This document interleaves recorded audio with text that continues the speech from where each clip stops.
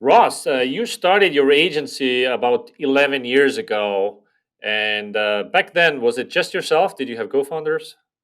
Just me. Just you. And Yeah. now you are how many people? Over 100. We just hit Over that. 100 people. Yeah. Over 100 people. It's an SEO content marketing agency. And I can name another 500 or so just on top of my head. And of course, if I would Google this, I would find another 10,000. Most of those SEO agencies are small. So how is it that you are, fairly successful in this space? So tell me, walk me through some of the strategic bets you made over the course of the years that have gotten your company to where it is today. Yeah. I mean, early days, we started as just another vanilla SEO agency, but I was doing link building and content on the side. Or that was kind of my focus and knowledge specifically that I felt I was good at. And just saw an opportunity that this market and just knew from exposure was significant in size. So I effectively learned eventually I could lean into a big pie and just pick a piece of that pie that no one else was really representing very clearly and lean into that. And that's kind of how I leaned into content marketing specifically as part of that SEO pie. And over time, um, definitely knowing SEO helped in and knowing how the industry was changing. So we've stayed ahead in terms of adding service lines that other people might not be willing to invest in yet. That allow it have slowly also allowed us to move up market over time as well. That's kind of a moat that we feel like we're establishing in terms of we are large, so we're reliable to bigger brands because of that. We paid for a premium website that I think also reflects an upmarket message. We have good brands on roster that we've continued to add over time, which again kind of reinforces that from a compounding snowball point of view. And those kinds of things have moved us up. Another thing that over time we did have some competitors in the marketplace. Many people would do just pure for link. It started as just link building. It's gone more and more brand over time and gotten better there. And there are people who just do off target link bait work. And we realized there's more value from brand, which also lines up market with search volume driven content that also can generate links. So we've leaned into kind of a high quality approach that ties the brand, while a lot of other people in the marketplace that were SEOs just didn't get that and went off topic.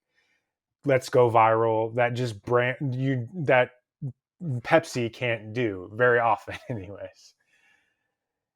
Is kind of Yeah. how we've done it. Yeah. So some interesting things you said there.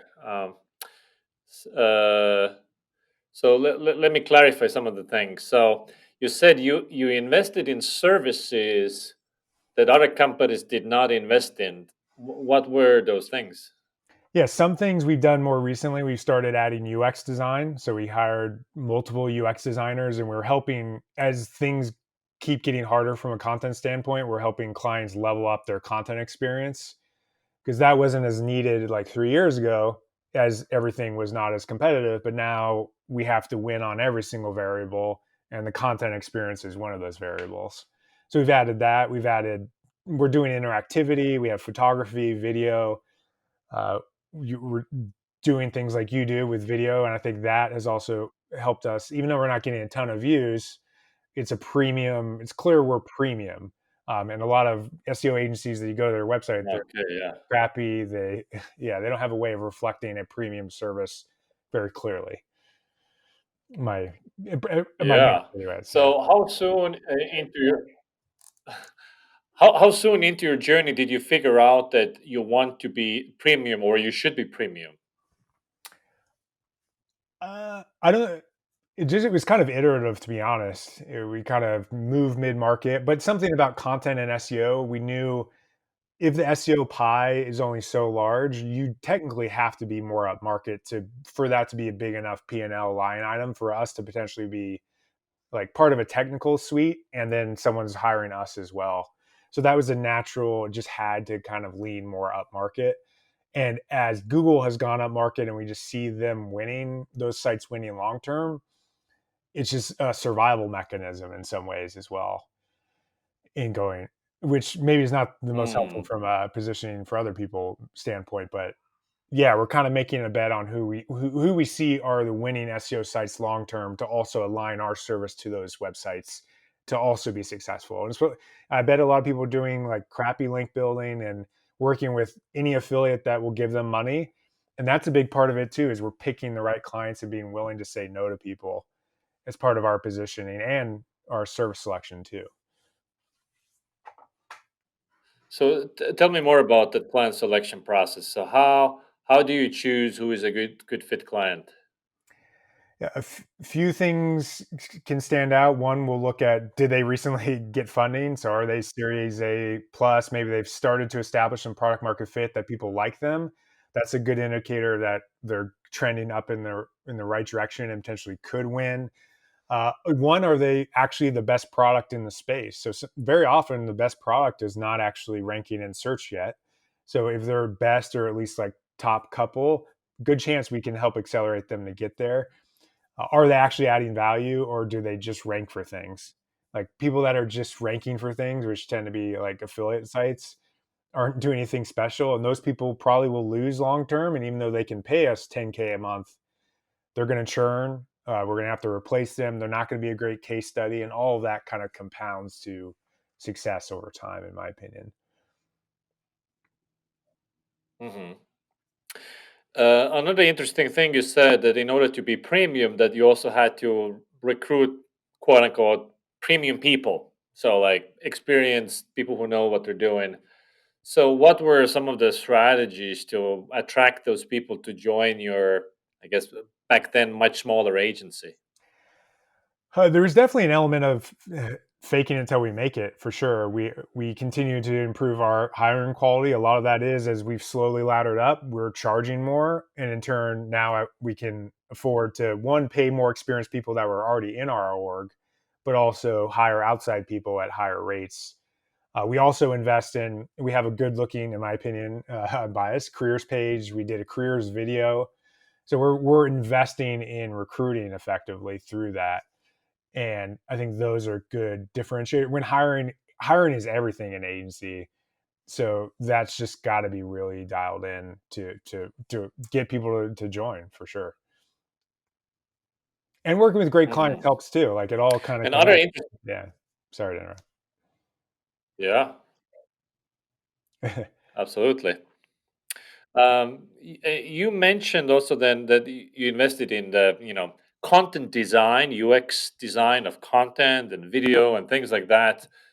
So when you're working with clients, is that something that they come to you and they want that, or is it that during your pitch when they come to you for link building, and you say, well, also reasons to work with us instead of these other guys is because we also do this.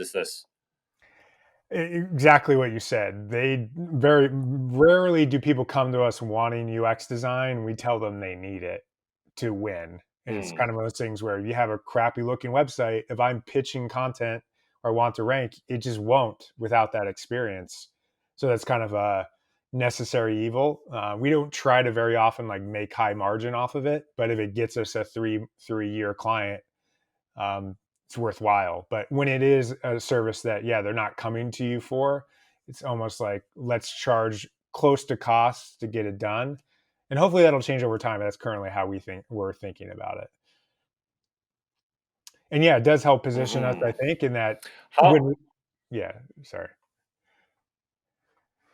I was going to say it does help position us, I think, in that a lot of other people that aren't potentially sophisticated will just say, "Yep, we'll build 5 links offsite for you," but we're telling them you're not going to win unless you do this.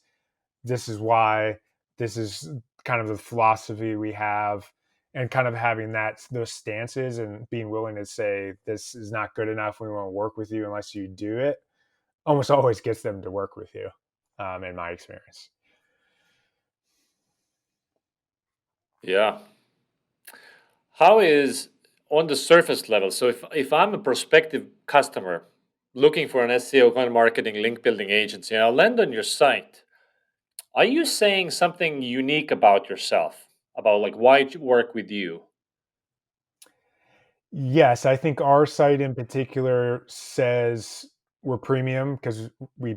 I'm biased, but I think we have a better than average looking website as compared to the market, which also says we care about design, which we do. Design is a huge part of what makes Hmm. us like what we do specifically from a content standpoint. A lot of people think writing, but we have like 35 designers on staff, so we're communicating that. Um, Wow. yeah, we're pitching. We have good logos on there, which I think speaks to the kind of people that we work with. We're saying you're like this company, hopefully, if you're going to reach out and talk to us.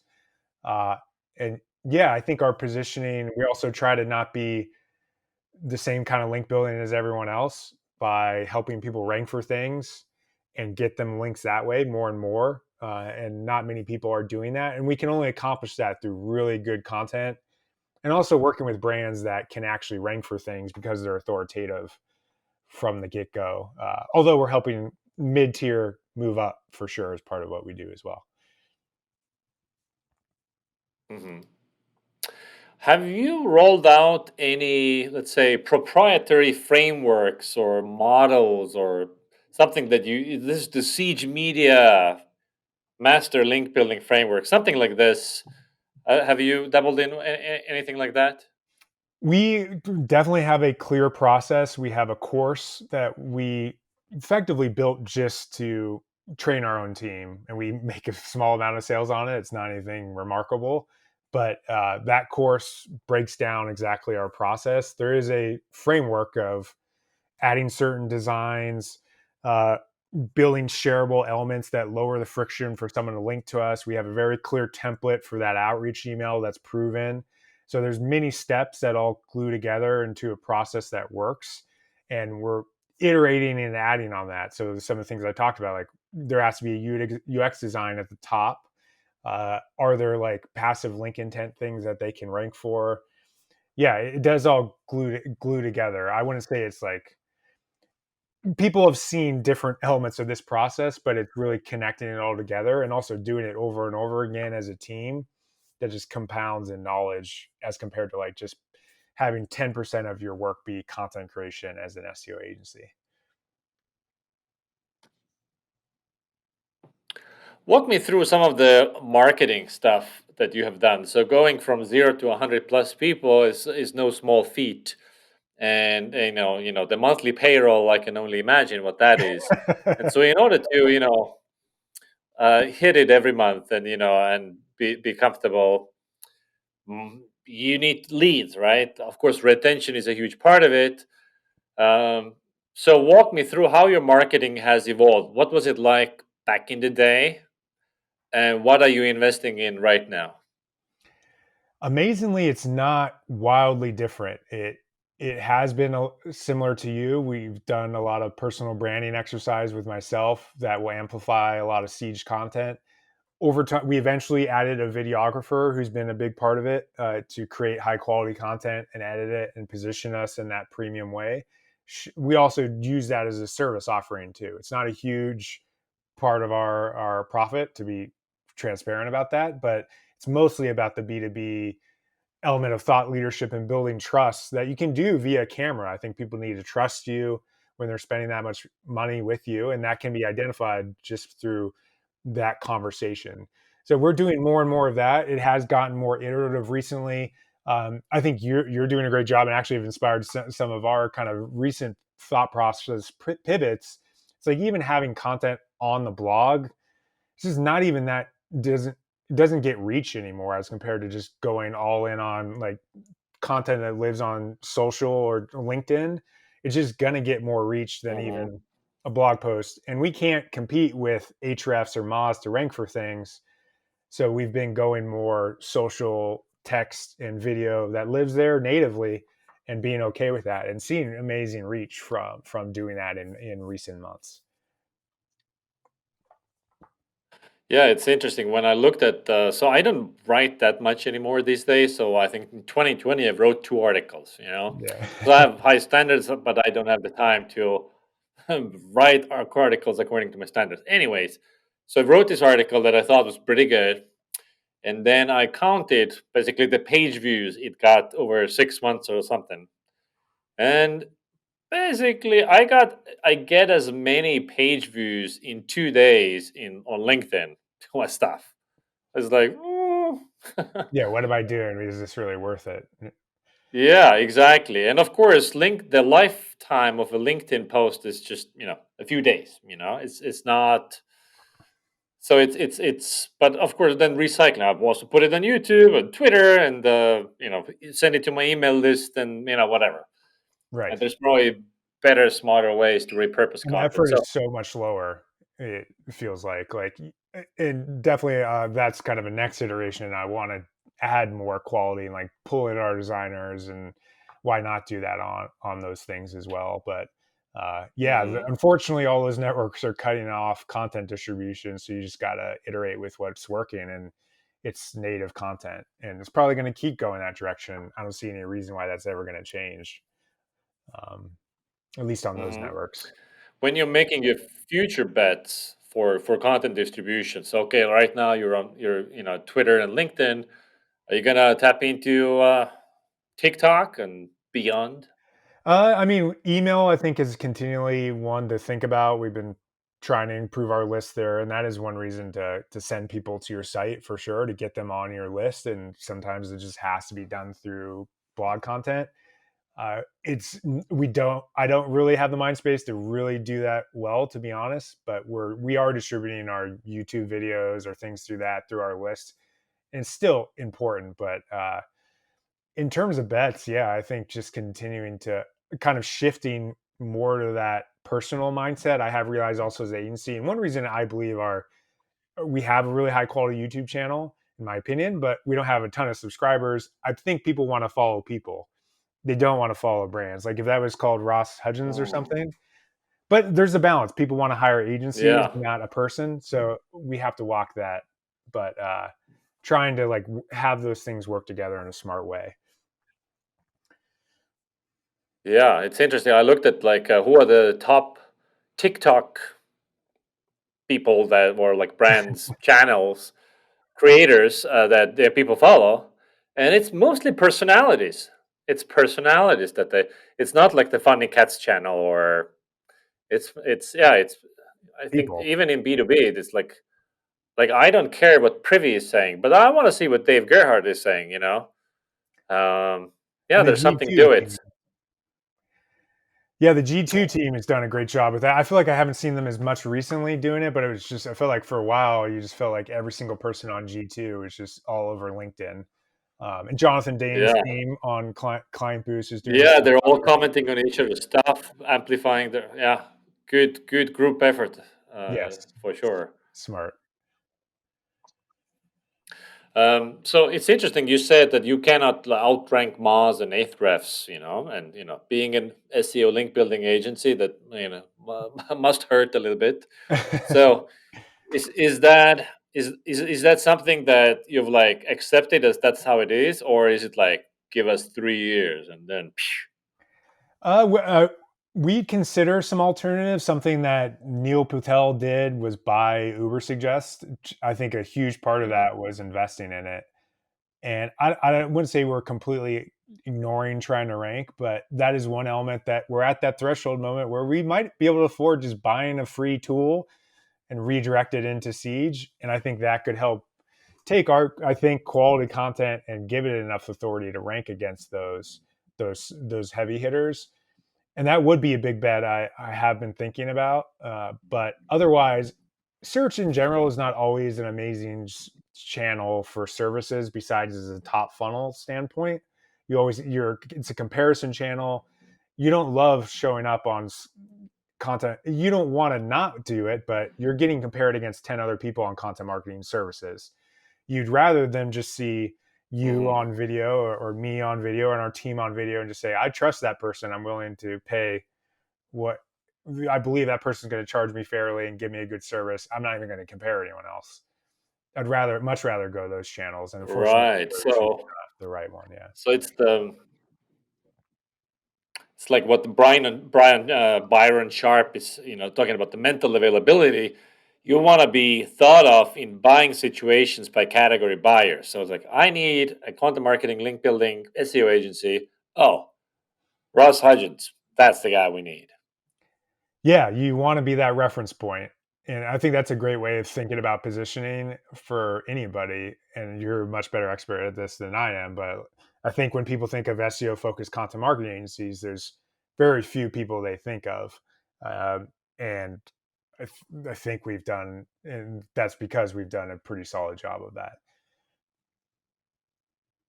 Mhm. Okay, so let's say, like there's a trend with agency consolidations. There's Brain Labs is buying up people left and right. So there's money concentrated. So are you thinking about scenarios where, like, hey, 5 years from now, there's going to be a mass consolidation of like agencies and just more money is coming into the space?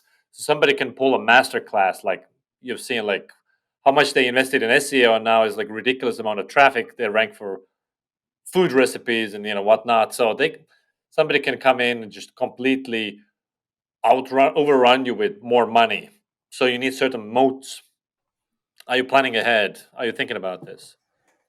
I do think personal brand is a moat, like Yeah. that. It's just hard to outpace. So those things I think will continually be reinforcing. Like you can't. It's hard to catch up all of a sudden from that. It can be done and accelerated, but continuing to invest in product quality will be something I think everyone should do. Like we hired a VP of learning and development recently, VP of client strategy, just to continue to improve our product offering and the UX design, as I touched on, and just whatever kind of just hits me or us of like, this is what you need to win on content driven SEO, we'll go place that bet almost immediately. So it's really changing with what the market is saying. And I think if we continue to do that, we have done that. And that's one reason I believe we're keep winning, is because we're ahead of trend and people are like copycatting versus actually caring about this thing.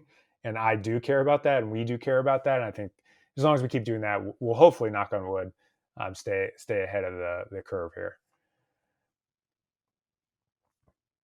So when you look back at yourself 10 years ago, and you've gained a lot of experience since then, probably fucked a bunch of shit up.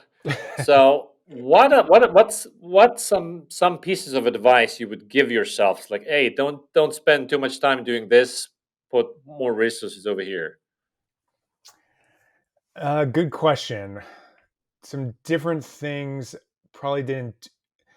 One thing I would potentially do differently would be, we did start an affiliate site from scratch. That was somewhat of a distraction. I think a lot of SEOs and agency, which maybe I'm actually speaking to the wrong person here, but people will do multiple things, and it's just not my personality.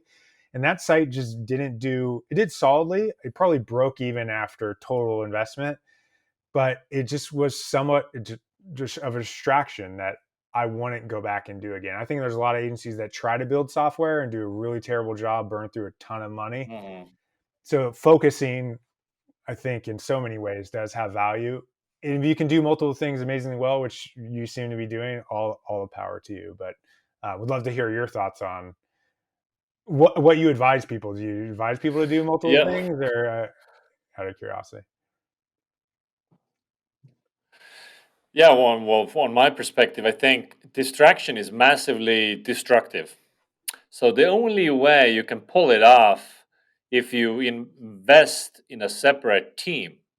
So the people who, let's call it the distraction, or let's say a new investment, new bet, you hire a dedicated team of people who only work on the new initiative.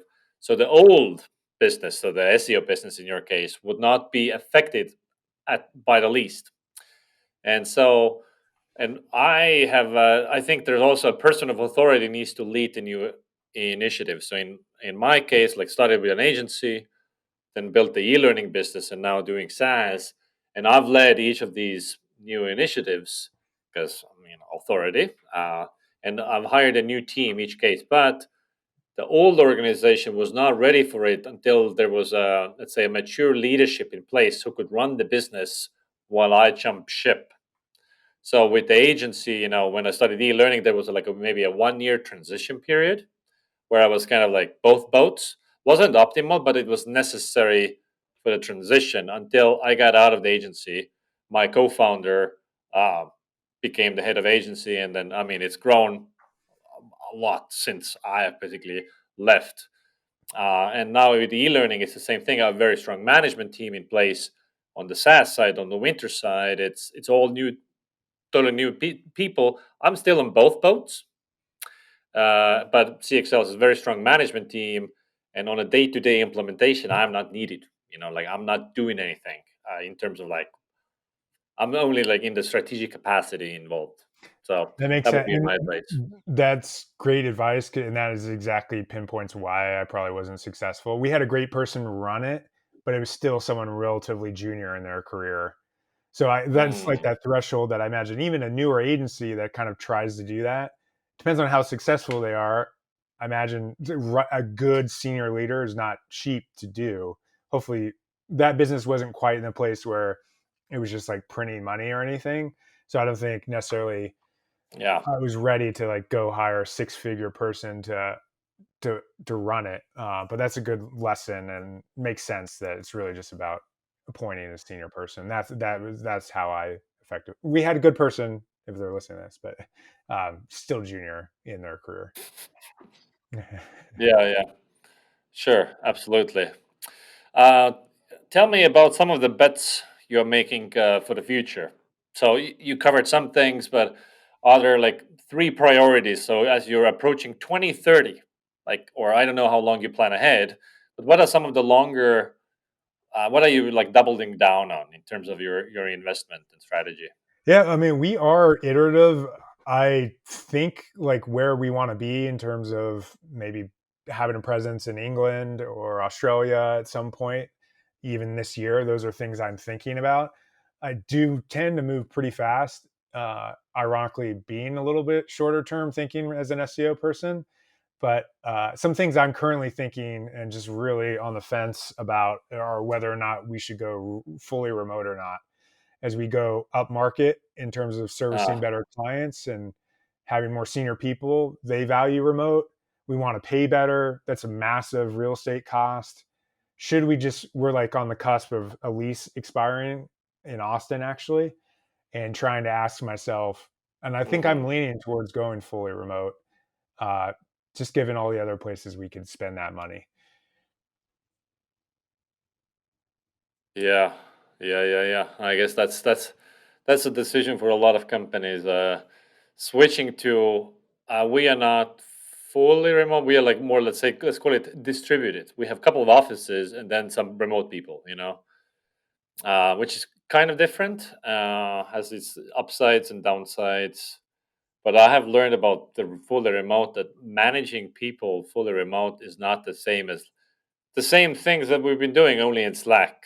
It doesn't fucking work. Yeah, Yeah. it's tough. We have like 75% of our team said they want to be fully remote, and we already have 50 permanently remote, 50%. So it's like, what is that threshold moment that this just works and is a bet to place because we some of our competitors are fully remote and some aren't and sort of competitors. And yeah, like that event that's a huge cost that could be a differentiator as well that I've seen put in decks like you're not paying for that expensive office space. People say that in decks in the Mm, service world. yeah. Yeah. I mean, might have some impact. People are irrational, anyways. Yeah. Yeah, we'll see. Awesome. Well, thank you so much, Ross. I'll be keeping an eye on your guys' progress, and then we'll talk about the remote management in a couple of years and see what you've learned. Yeah, appreciate it.